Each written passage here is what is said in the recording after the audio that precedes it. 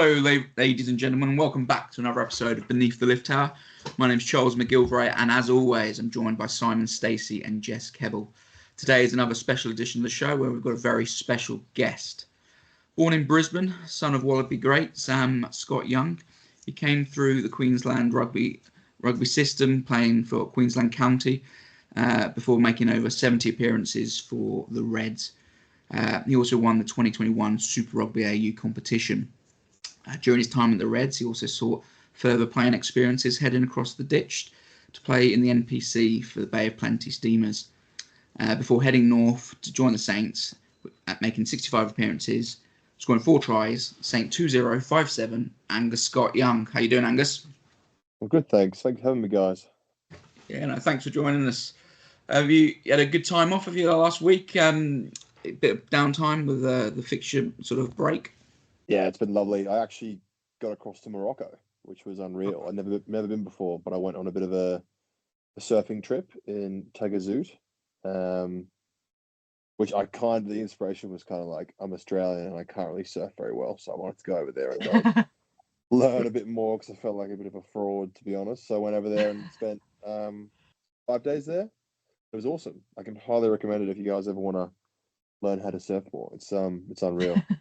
Nice. I suppose the weather's a bit better than it is over here at the moment. Yeah, it's about 21, 22 throughout the day. It's quite nice. You can spend all day in the sun and not get too burnt, which is lovely. Nice, yeah. So get into the rugby. It'd be great to get an idea of how you got into the game. I mean, obviously your father was a Wallaby, etc. So yeah, was it inevitable that you were going to get into the game? Yeah, I mean, I think my dad obviously was my first inspiration, like seeing him growing up, and he played for, like you said, the Reds and the Wallabies. I don't know. I guess it's like in Australia, all my friends were playing rugby. It was just what was done at my school. So yeah, I kind of got into it that way mostly. But yeah, just grew up playing rugby. Actually played a lot of water polo as well. That was kind of my other sport that I really enjoyed.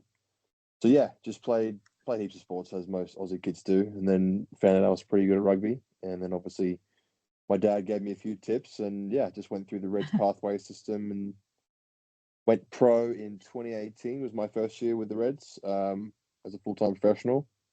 Then yeah, I played 5 years there, and this is my third season at Saints now. So it's been an awesome experience so far. Nice. And I mean, coming through, I mean, don't take this the wrong way, but you are a spitting image of your father, and in terms of style of play, there seems to be massive overlap. Is that part of the influence as well, or is it just that's your natural? Yeah, I don't know. Yeah, look, like obviously, I've seen photos of my dad when he was young and had a curly mullet, and we look pretty similar. It's quite funny. But yeah, like he was pretty aggressive back in the day. I think back then it was more fighting than actually skillful rugby, So that was kind of his strength. But yeah, like the player he was, I do want to be a player like that. I want to be abrasive and confrontational, and that's kind of like how I have modeled my game. But yeah, it's he kind of taught me. Like I said, he was my first inspiration, so I'm not surprised that we do have some similarities in that space. Yeah. Yeah. You don't go blowing kisses to the All Blacks or anything like that, though. Nah, not quite yet. Maybe one day we'll see. No, I think it was quite funny. It was like a full circle moment when I played in New Zealand. I actually did the haka for Bay of Plenty, and my dad's obviously notorious for blowing the kiss to the haka. It's quite an interesting thing for me to do, considering my father and his history. So yeah. And going through, so obviously you ended up started out playing but you got to Queensland County in the NRC.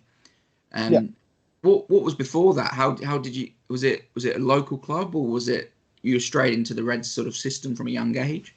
I guess in Australia it's kind of like, I mean, I finished school. I went to a school called Churchie, and it was a big rugby school. And then pretty much straight after school, you get recruited in like almost like an academy system over here, I guess.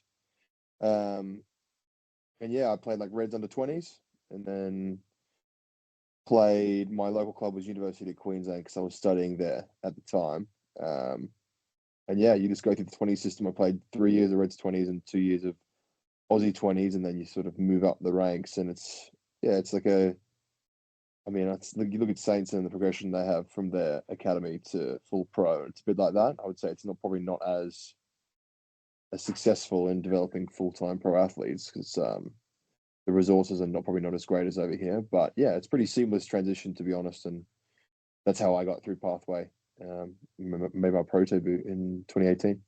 Right, yeah. And because you obviously you had at the time when you were coming through, there was that NRC sort of Yeah, level, the domestic level sort of piece. It doesn't exist anymore. What's your no, view on that? yeah, it's a weird one. Like I love that third tier of rugby in Australia. I think it was really good for guys like me, um, 18, 19-year-old guys getting their first sort of taste of seeing professional rugby. Um, it was massive. It was a really good competition. We actually won it in 2017, I believe, which was for me at the time was an unbelievable experience Yeah, because I was what, yeah, I would have been just turning 20, so it was great. But yeah, I mean, it's different in Australia. They probably don't have the finances to the resources to support a third tier competition like that, like the NPC in New Zealand. But it's kind of like the PRC here a bit in that the mix between seasoned pros and young guys. So it's quite an exciting competition. And I think that's why I've really enjoyed my time playing PRC over here because it kind of reminds me of that. It's a very exciting, unpredictable, yeah, sort of style of rugby. And yeah, I think Australia should hopefully bring something like that back, but it just depends how that fits in their high performance model, I guess. yeah. I suppose now's the time as well with the World Cup potentially. The World Yeah, Cup. That's the time for them to strike that line, I suppose. yeah, Um, potentially. Yeah, I mean, you then played a lot for the Reds, and yeah, which is very different. It's a very different landscape at the top level of domestic rugby in Australia in the sense of they are almost like a state side. Is that how it yeah, feels when you're playing for them, that you're representing your state as much as a club sort of thing in Northampton? yeah. Yeah, it is different. I mean, geographically, obviously, you represent a bigger area, but I'd say the support is pretty similar. It's everyone's pretty parochial, but in Queensland and in Northampton, they love their rugby. So it's a different sporting environment in general, just because you've got a lot more codes. You've got obviously league, and AFL all jammed into the same area. Um, so yeah, sometimes it's just feels like a lot more competition in that sense. Whereas it's a lovely feeling in Northampton because it's funny enough, I'm actually going to a Cobblers game tonight, but I know that Northampton love their rugby. So which is like when you go out on the street, you see people wearing Saints jerseys, and you feel like it's a rugby town, which is unique and very special for me. Obviously, coming from Queensland, where there's a few league teams in Queensland like Cowboys, Broncos, and Dolphins. So yeah, it's a different environment, but I would say that support from both places is still great. It's just a slightly different take on it. Yeah, and I suppose because the Reds play out of the Suncorp. I Yeah, was lucky enough to be there last year for the Springbok game, and it's a full international ground. It's a phenomenal stadium, but then obviously when the Reds play there, it's probably not the international number of fans game in game out. yeah, So it's a weird one, isn't it? Like we get, I mean, at the Reds when I played in 2021 and 2022, we get on average, yeah, maybe 10 to 15K people there, which is a similar amount to what yeah, Saints get. I mean, when Saints are sold out, I think it's just under 15K, but the atmosphere is very, very different just because it's a big stadium, quite hollow when Queensland play versus at Saints, it's packed. The atmosphere is unbelievable. So, yeah, it's just different sort of setup. so whilst you're playing at the Reds, you're at Super Rugby level. You're Yeah, playing for the Reds. You played 70 games. You take the decision to go and play some NPC rugby. yeah. What was the decision to do that? What brought you to that? I guess the decision was it was a weird time post COVID. So 2020, obviously, everyone was kind of stuck in Australia, but a bit of lockdown, so you couldn't really do much. And 2021, the world kind of opened up again, which was exciting.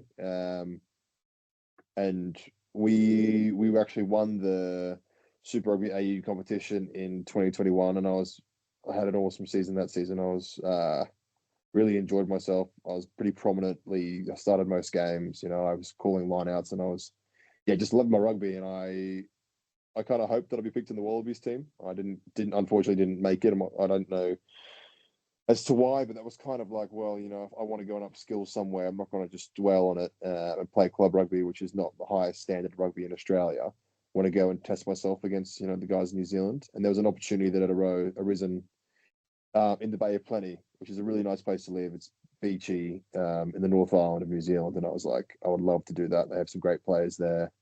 Like guys like Sam Kane was coming back from injury. So I trained a lot with him in New Zealand and learned from him. So it's just a really exciting opportunity. I spoke to the Reds about it, and obviously there was some issues with sort of border control because the Australian-New Zealand border was honestly open for like 2 weeks, closed for another week, and it was just because of COVID, it was just messing everything up. So, it was a well thought out decision, and it was a lot of discussion with the Reds and Rugby Australia just to figure out how to get there and how to get back. But it was such a good experience, honestly. Just kind of opened my eyes to high performance and how different environments work within rugby and meeting new cultures and new people. It was just an awesome experience, and I wouldn't think I would say that experience kind of opened me up to potentially exploring an English stint as well. So Sorry to get on to that. So you're English qualified, am I right? How's I am English qualified. So my granddad is from Nottingham. Oh, okay, cool. Yeah. And so was that a prime driver in your motivation to come over to play in England? To sort of be with my sort of follow my cultural heritage, I guess. I mean, the main reason for me was mostly just to test myself and get better at rugby. Because, like I said, I think I missed out on Wallabies, and I played 5 years in Queensland, and I was like, look, I want to try and get after my New Zealand some high quality coaching and some compete in a very, very tough competition like the Premiership and then European rugby. So I wanted to do that. And this opportunity came out with Northampton, and I was like, it's a very good club. There's some really strong back rowers there. It'll be, a tough competition. Guys like Courtney Laws obviously kicking about. Luds at the time was here. So I was like, if I really want to try and become the best player I can be, it's kind of like, you've got to mix it and compete against those guys. So that was the main motivation for me to come over here, and obviously a life experience as well to live somewhere else, and obviously the English qualification helped significantly in getting over here. Yeah, hi Angus. As you mentioned, you travelled halfway around the world. What's the difference between the Prem and the European Cup versus the Super Rugby? It is different, I would say. I mean, if you look at the season length, it's quite different. Super Rugby is probably 14 rounds, whereas the Prem and European competitions, they go for nearly double that every year. So I'd say throughout the season, there's definitely a lot more atrophy, and there's definitely more of like a team focus because like you learn the structures and patterns of the team, but at any moment, any person can be trusted to be put into that role because there's a lot more rotation. So it's definitely like more of a squad effort rather than a sprint in Super Rugby. And in terms of how rugby is played on the field, I think in Australia, New Zealand, particularly in New Zealand, they pride themselves on like super high skill, super high speed, ball in play time rugby, which in the Northern Hemisphere is slightly different because you play to the conditions, probably a bit more kicking, a bit more confrontational and physical and mauls and scrums. So there definitely are some differences. I would say week in, week out, the Premiership has been probably the most physical competition I've played in. So and you look at the results and look how tight the ladder is year after year. I think the competition within the Prem makes it one of the best competitions in the world for sure. Yeah, cool. Yeah. Did you know much about Saints before you signed for us? Not really, to be honest. I mean, I just kind of floated my resume with my agent, and then Saints came back and they were interested, and I sort of looked up, a bit of the history of Saints, and I followed them that year because Saints. This is the year that we made finals. It got knocked out by Leicester, and Leicester went on to win it. So I watched that semi-final, and I watched a few games before that as I was potentially coming over. But no, to be fair, I didn't know too much. And then when I signed over here, I got on Google Maps and had a look around Abington, the suburb, and I was like, I've never seen suburbs with the same house over and over and over again, like the red brick townhouse. Bit I was like, different where are to they? Vegas, isn't it? Yeah, correct. I was like, where are the gardens? Like, what's happening? What's going on here? But yeah, I got used to it. I mean, I came over here and I live in Abington, so most of the boys live in this area. It's quite nice. But yeah, it's definitely a cultural change, but yeah, I really enjoyed it. You mentioned a cultural change. What about the weather, though? I bet you're struggling Yeah, with that one. well, yeah, the weather was tough the first winter, 100%. I wasn't prepared for that. I mean, when I was coming over here, I was packing, and Mum was like, "You're going to need to buy a big coat, a winter coat with like down feather and stuff." I was like, "What do you mean?" Because I'd only packed just like a cotton hoodie.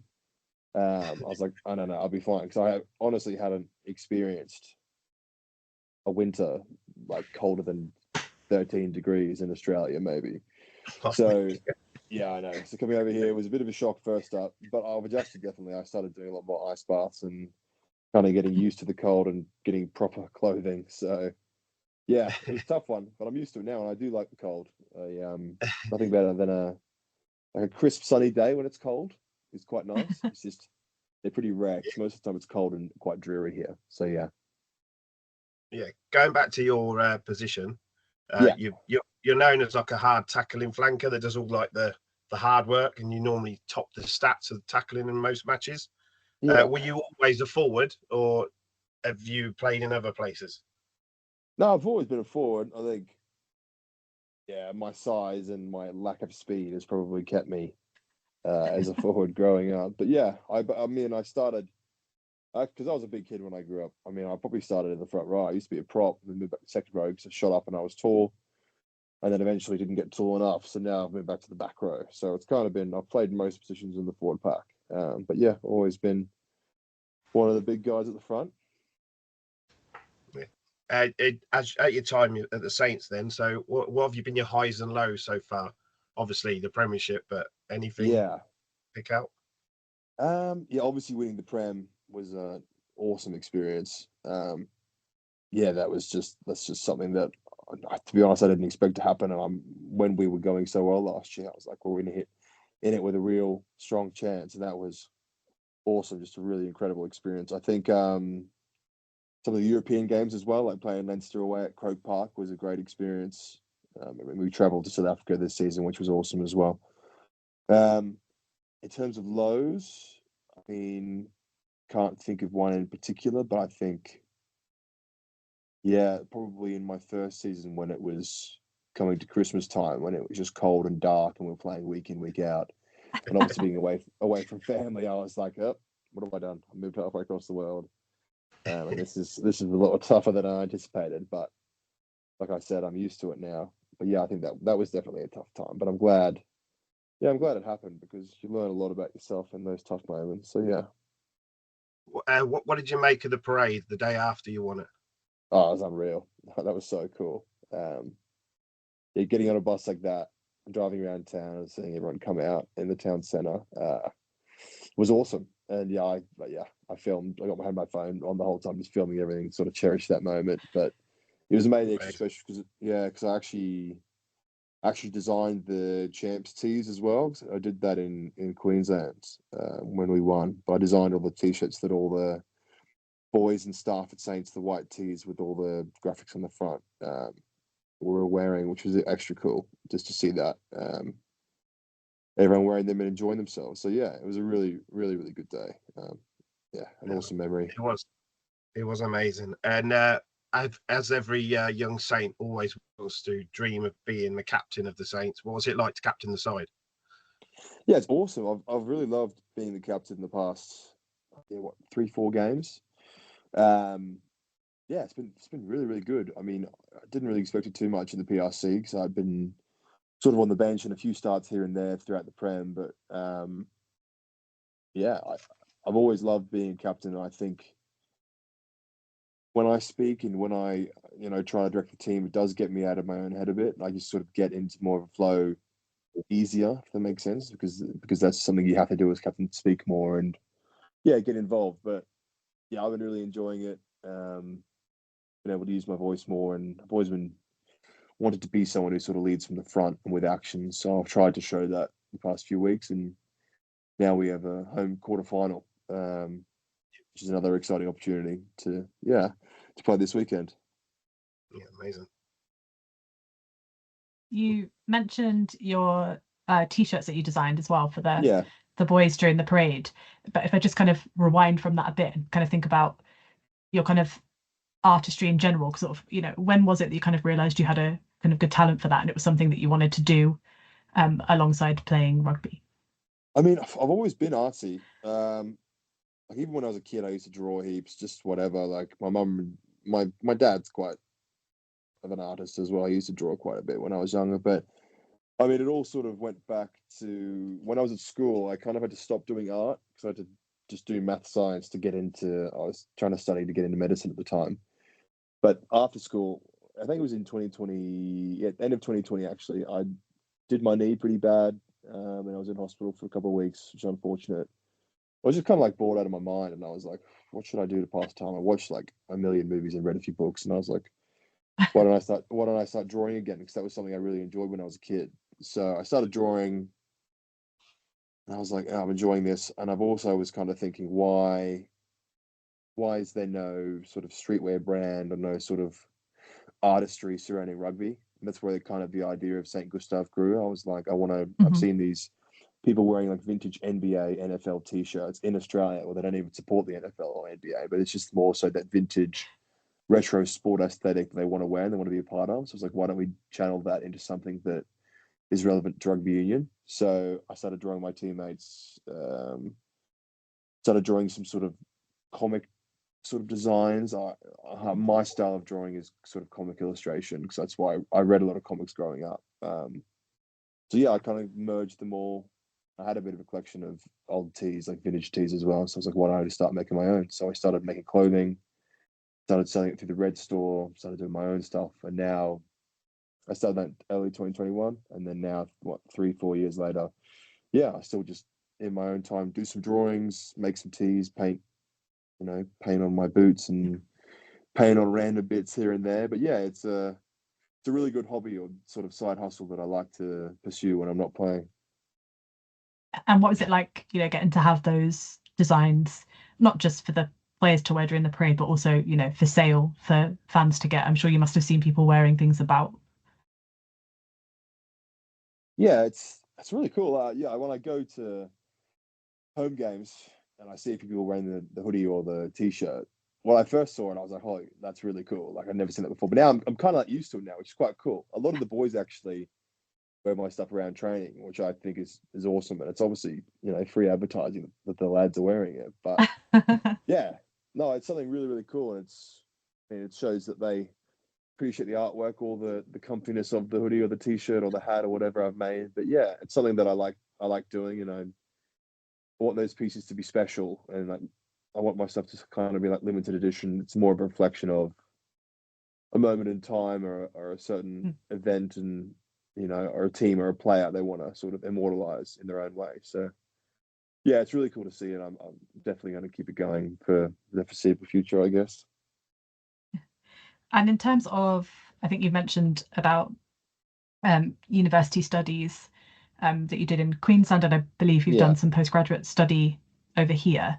Yeah. Is that something you always wanted to do in terms of going to university, or did you think I need to go to university so that I've got something to do post-career?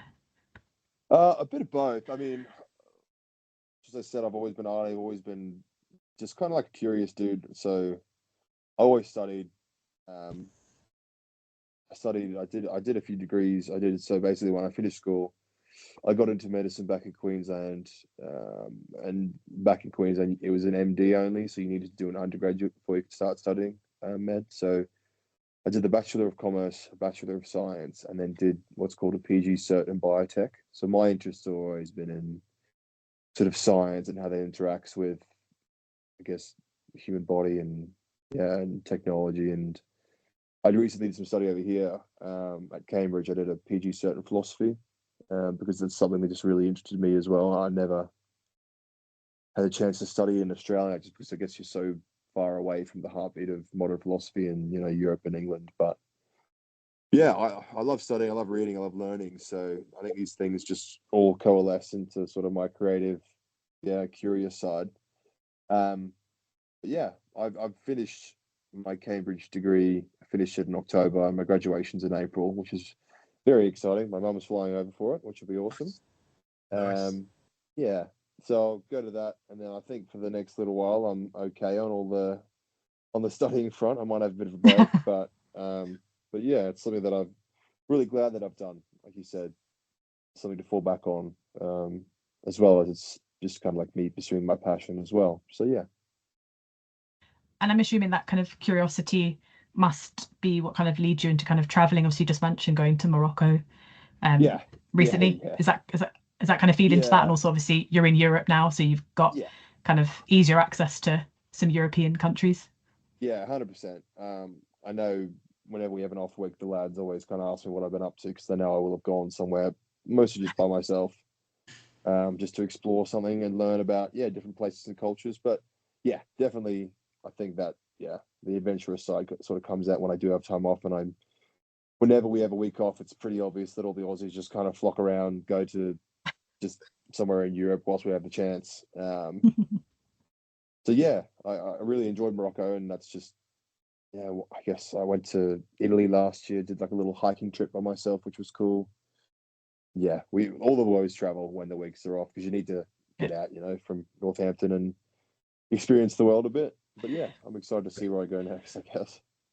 Well, yeah, I mean, you said you love the beach, and I think you've probably picked one of the clubs in England that's about as far away from it, at least in England, that you Correct. can get. So Yeah, you have to correct. travel, I think. So yeah, when you ask if I knew anything about Northampton, I had no idea that it was statistically furthest away from the beach. That would have factored into my decision if I knew that. But yeah, I guess you just make the most of it when you do have the chance, right? So whenever we get time off, you just scoot off and try and find some surf wherever. And then you obviously mentioned kind of the other Aussies that are kind of in the Saint squad. So are you kind of quite a close bunch? Yeah, we hang out heaps. There's a lot of us now, actually, which is quite nice. Yeah. But yeah, we all live near each other. We all hang out. I'm obviously very close with Rami because we came over at the same time. But yeah, I pop into have dinner with him and his lovely partner all the time, and I probably owe them a lot of meals after that. But yeah, and we look after each other, which is nice. And is there a sort of anything else kind of outside of what we've already talked about that you kind of like doing in your downtime? You mentioned reading. Is that something you do quite often? Yeah, do a lot of reading. I read a lot of different random stuff, but I mean, get to narrow down what I read most. I'm a bit of a sci-fi nerd, which is quite fun. Sci-fi nerd, and then I also do read a lot of comic books. Like I said, that's kind of just like something I've done. My dad used to do it. Have you ever heard of the Phantom comics? Because that's what he was really into. Yeah, my father's actually Australian, so I've heard of the Phantom. Yeah. Yeah, he'd know about the Phantom. The Phantom is a big icon in Australia. Just a guy in a purple suit who fights pirates. Basically, it's a weird one, but yeah, I got into comics, and I still read a lot of comics. I'm reading some actually now, but yeah, a lot. Other than that, it'll be sci-fi. Like some of my favorite books, are like Dune. Do Androids, Stream of Electric Sheep, which is like Blade Runner sort of stuff. But yeah, all that. Otherwise, I'm reading like philosophy or some random deep dark stuff. So it's good to lighten it up every once in a while with some fun sci-fi. And obviously, we've got the quarterfinal coming up this weekend. How are you feeling about that? How is the camp feeling about that? Yeah, really good. It's exciting. It's the first opportunity for finals rugby at home this year. Which is unreal that we've earned that opportunity to get out and play in front of our home fans. It's definitely going to be a massive advantage to us. So yeah, it's exciting. We set out every year to win as much silverware as we can. This is the first opportunity to try and build towards the PSE trophy. I think we've got a decent shot. We've got a great squad, a lot of young up and coming guys who've stood up in tough moments in the PRC and developed and grown their game. So yeah, hopefully we can get another result this weekend and march on in the competition. Simon, I know you've got a question you love to ask. we ask every player this one. So who is the best player you've ever played with, against, and if you could play with anybody in any era, like alongside you or wherever, who would you pick? Yeah, right. I mean, best player I've played with, probably George Smith. I played with him in Queensland. What a player. Yeah, he's unreal. Just Yeah, the he's best. unreal. Yeah, he's a talented man. He's a good guy as well. It's probably one of my first year or two, maybe, when I was playing and sort of making my debut. And I was a young 20-year-old kid, and I roomed with him quite a bit when we were traveling. Yeah, he was nice. Really, really good guy. Very chilled. Loves a good time. So yeah, that's that one. So who I played against? Oh, it's a tough one. I'm trying to think about who I've played against, probably from New Zealand.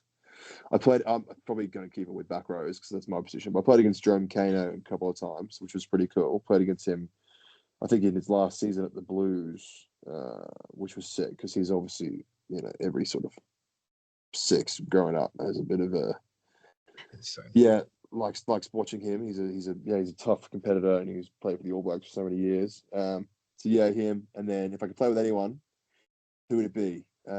Tough question. That. I'd like to play with the Honey Badger. That'd be quite funny, just to see what he's like around the park. It's Nick Cummins. Yeah, I feel like he'd be hilarious around the signed boots up here.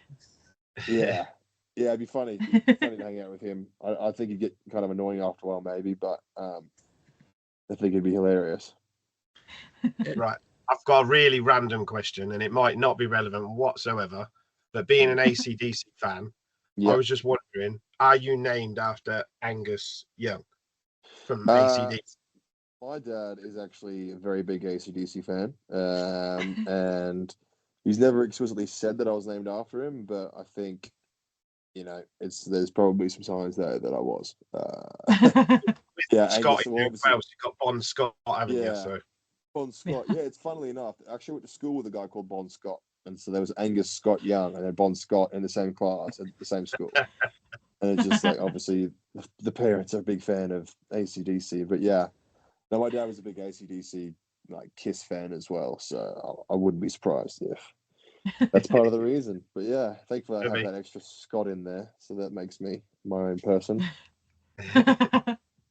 It's amazing to hear that you said George Smith there, because I mean, listeners of the podcast will know that I just think he was the most all-round talented player to have played the game. I reckon he could have played in any position. He was at his peak. He was phenomenal, and he was literally the complete player in my view, right? And you yourself as a player, you're real all action. Don't take this the wrong way, but as an Aussie, I hope you understand. But Pat Rafter used the word mongrel. You sort of got a bit of that about you. You're real in the face, sort of getting into the sort of nitty gritty of a lot of work as well.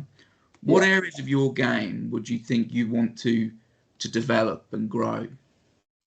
I think it was pretty clear when I came over the UK, and when I chatted to Saints, or potentially signing them, I wanted to get a lot better at ball carrying. I wanted to get a lot better in the defensive breakdown areas. Those were my two main areas that I wanted to improve at. I think there's definitely been some improvements, which is awesome. And it just kind of shows the caliber of the coaching staff at Saints, that you can come to them with, what you want to improve in, and they give you a step-by-step guide on how to get there, which is awesome. But yeah, I'd say those are my two areas that I sort of set out to develop in the past couple of years, and I think I've definitely improved in them, which is awesome, and I can't wait to keep developing them. Amazing. Yeah, and we can't wait to see you develop them as well. It's a pleasure to watch it. But thanks so much for coming on the show, Angus. It's been really, really insightful. So thanks a lot. Thanks very much for listening. Cheers, Angus. Thank you, guys. Cheers. Thank you. All good. It was a pretty good interview with Angus Scott Young. What a chap. He's a pretty cool guy, isn't he? He was, yeah. Really cool guy. I feel like most. Yeah, I feel like most Aussies are, aren't they? Yeah.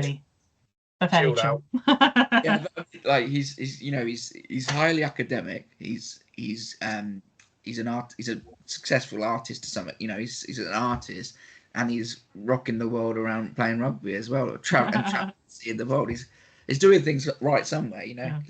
He plays it down. He plays it down a bit. Does he? Oh, I'm just following my passions. Like, no, you're just really smart, obviously. Yeah, You're just really. And he's you're just graduated from Cambridge. He's yeah, graduated. exactly. But he said, "Oh, I'm graduating from the University of Cambridge." I was like, "Okay, all right." Yeah, he's a pretty awesome bloke. He's literally that modern day man, and he really, but yeah. Yeah, you get the feeling. Sorry, I was going to say that'll make him qualify him for the. He could play in the Oxford Cambridge game if he's been in university there. Possibly, yeah. In the varsity match, yeah. Varsity, yeah, but yeah, no, that was a really great interview with Angus, and like he is pretty much action man, so it was cool. Yeah. But let's look ahead now to the Ealing game the weekend. I mean, it's a big banana skin, isn't it? It's a really big banana skin, because I don't think a team's going to be motivated or have got a bigger chip on the shoulder as Ealing. No. Yeah. Exactly that. Yeah. You know, I think it's great that it's a big one. Definitely. Yeah. I mean, they've taken some scalps, haven't they, over the previous couple of years? So over the previous few years in the tournament. So yeah, exactly. So yeah. I mean, I think they feel that they deserve or want to be at the Premiership level, and so whilst it's the PRC, and we've got amongst some really talented players, we've got a lot of club youngsters that we have to play. They'll take it as a scalp and a statement of intent. We have pretty much gone as strong as we can almost in every fixture with the players that we've got available, and we've done really well. But I think Ealing will be a step up. They've got a big, monstrous pack, and so we're going to have to be really, really keen on that. And I'm hoping that all the guys who played in the England A team are going to be available. And Tom Lockett, man of the match, phenomenal. Man of the match, yeah. He was tremendous, really. Not Pearson was also phenomenal as well. Whether he'll play or not, I don't know. But I sort of think we need those players in the side to be Ealing. Yeah. Yeah. You should have seen me. You should have seen me. I was watching Ireland Day with my mum, and at the end when they announced it was Tom Lockett, we both just looked at each other like, yes, like just having a Saints player, because we had really good representation, to be fair, in terms of the numbers. Right, it was six players, was it? Yeah, six. And yeah, you don't always go in expecting like, oh, a Saints player is definitely going to get man of the match or whatever. So we were just really excited at the end there. Him and Pearson were so good. They were so good. Yeah. I'd love to see the stats. He got through a mountain of work.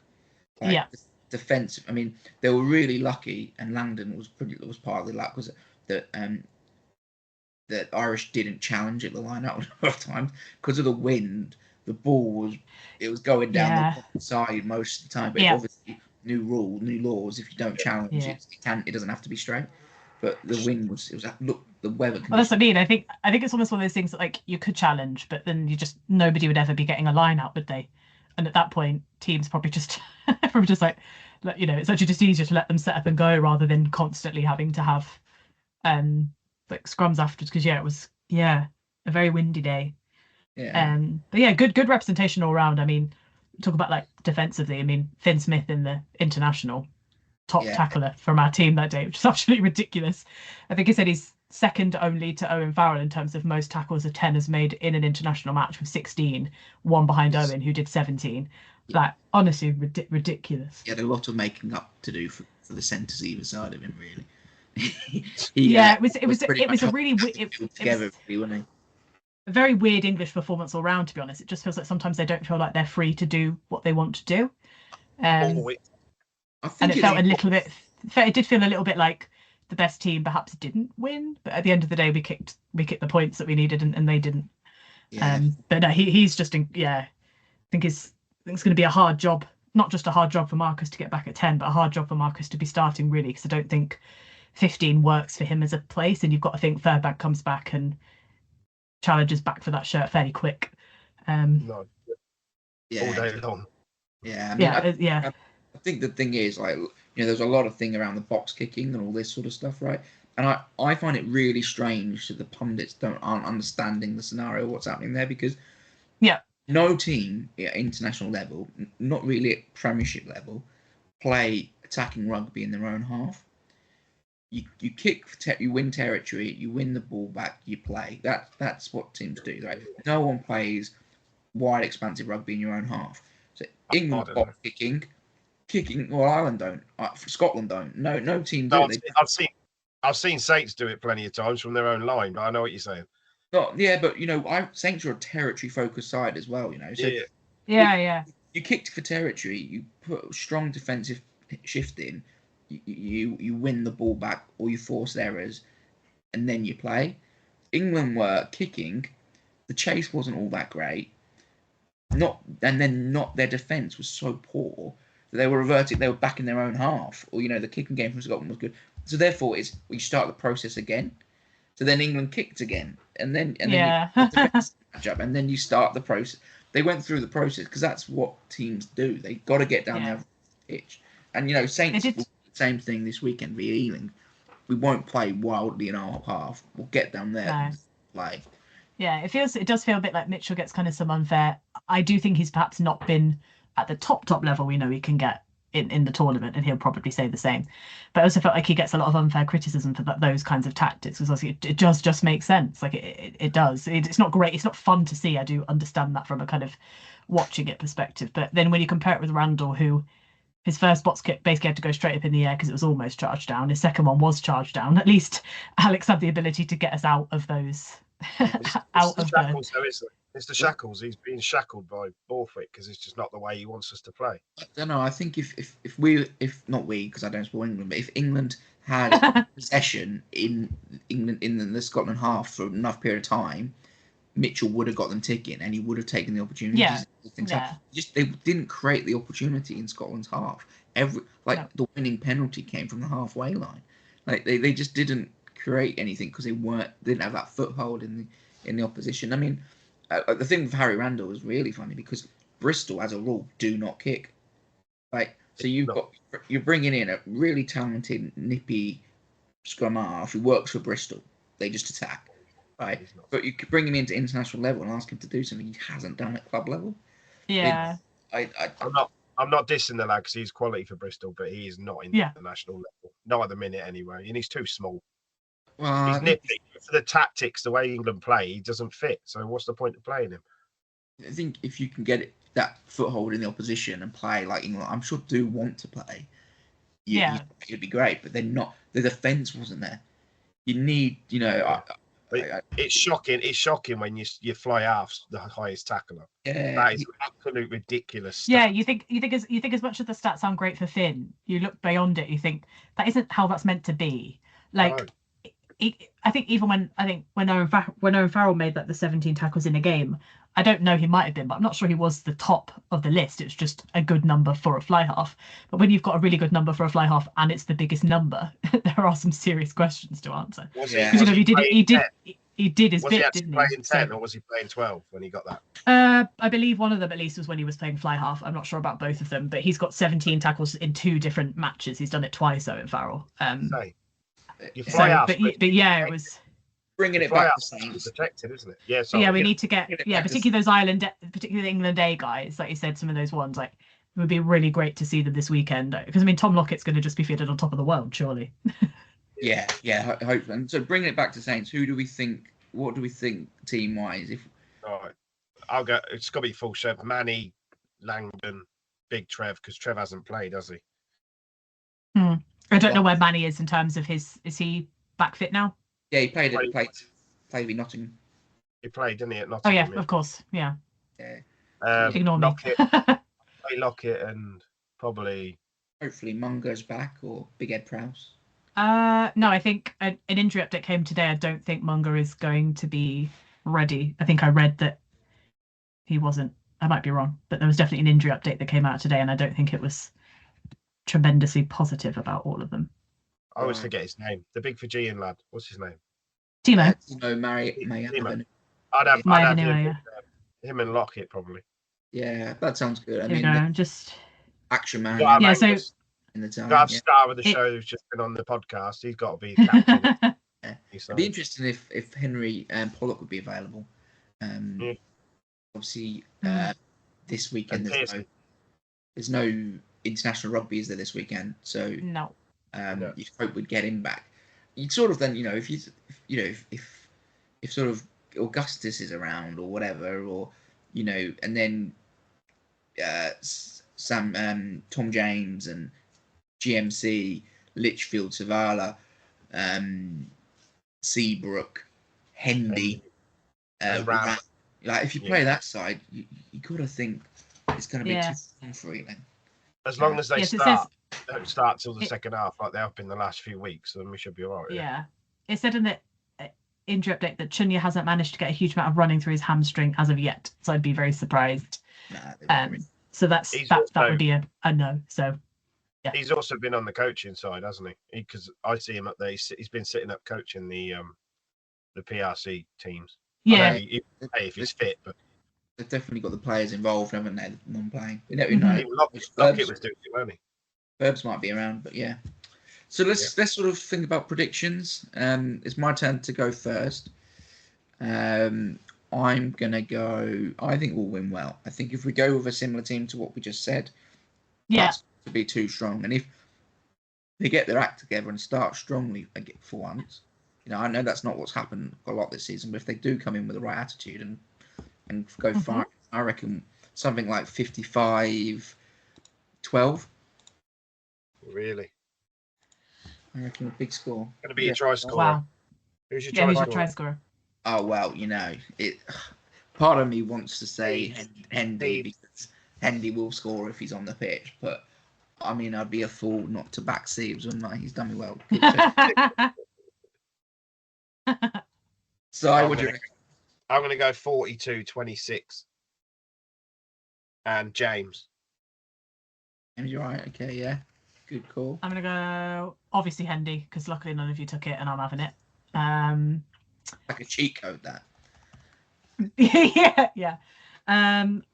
Score. I think Ealing will score decently. I think our defence has been shown up perhaps a little bit, and I still think there's perhaps going to be some gaps there. So I still think they'll get some points on the board. But I do think our backs are just ridiculous, whoever it is. I'm going to go 42-20. Slightly more. We shall see. I mean, I'm looking forward to it. It should be a cracking game. Yeah, I'm hoping we get a good turnout. Hopefully. Yeah, I'm sort of more nervous for this game than I am quite a lot of the Premiership games because, if we lose this game, it is a bit of a kick in the teeth, really, because because this is probably our only chance of silverware, realistically. Yeah, I think if we win, we'd get a chance. Maybe Quinn's away in the semi. So it's a shame that we wouldn't get home, but we'll see. But anyway, and then then like you said, it puts everything really on like Europe after that, because I think, ironically enough, like we've probably got a better shot in Europe than the Prem, just because we've got a decent chance in the round of 16 and the quarters. I think there's a real good chance actually of making the semi-finals again, and then whatever can happen there can happen. So yeah. I'm already booking my flights to Dublin again for the day. Yeah, off we flip and go to Croke Park again, probably. But yeah, it might be the Viva anyway. But no, let's see. Thanks so much for listening. That was an amazing episode with Angus Scott Young. He is literally action man, isn't he? So it was incredible to have him on. Please give us feedback as to how you think we're doing, and give us some follows on social media. But as always, I've been Charles. Simon's been Simon. Jess has been Jess. Thanks for listening. Goodbye. Bye.